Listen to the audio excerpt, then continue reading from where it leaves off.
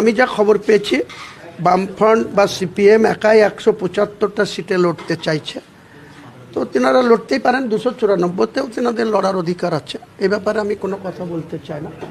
এবং আইএসএফ যাদের পুরনো জোট সঙ্গী সিপিএমের সঙ্গে 2016তে তো আইএসএফ ছিল না, 2021-এ আইএসএফের জন্ম হওয়ার পর আইএসএফ, কংগ্রেস, সিপিএম, বামফ্রন্ট যুক্ত ছিল। এখন আমি যা শুনেছি যে ও 50টা সিট চেয়েছে আইএসএফের চেয়ারম্যান নওশাদ ভাই, এবং এরা নাকি 23টা 25টা এসব দিতে চেয়েছে কোন কোন সিট। তো আমি যা সিদ্ধান্ত নিয়েছি তাতে হচ্ছে আমরা সিপিএমের এই যে বামফ্রন্টের শরিক দল ফরওয়ার্ড ব্লক, আরএসপি, যাদের আজকের দিনে যখন সিপিএম ক্ষমতায় ছিল জ্যোতিবাবু এবং বুদ্ধবাবু, তখন তাদের ক্ষমতায়নে এই শরিক দলগুলা কিছু সিট পেত।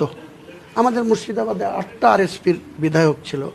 এমপি বহরমপুরে ত্রিদীপ চৌধুরী থেকে শুরু করে ননীগোপাল ভট্টাচার্য, প্রমথেশ মুখার্জি, তারা অধীরবাবুর আগে এমপি ছিল। হ্যাঁ, কিন্তু আজকের দিনে সেই আরএসপির কুদাল বেচার কোনো অস্তিত্ব মুর্শিদাবাদের রাজনীতিতে নেই।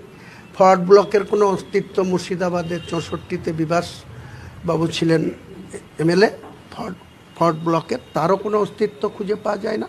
এবং সিপিআই কাঁদিতে ছিল একবার ওয়াহেদ রেজা 1987 সালে, তো তারও কোনো অস্তিত্ব খুঁজে পাওয়া যায় না। তাদের যদি সিট দিতে চাই, পক্ষান্তরে তারা টিএমসিকেই আবার ঘুরিয়ে ক্ষমতায় আনতে চায়। তো আমি এটা তো মানব না। আপনার সঙ্গে কি জোট হচ্ছে না বা আপনি জোট করছেন না? আমি তো আপাতত দৃষ্টিতে আপনাকে বলেই দিলাম যে ওদের যে পলিসি ঘুরিয়ে টিএমসিকে সাপোর্ট দেওয়া বা ঘুরিয়ে বিজেপিকে ক্ষমতায় এনে দেওয়া, এর সর্বাঙ্গীন বিরোধিতা আমি করব।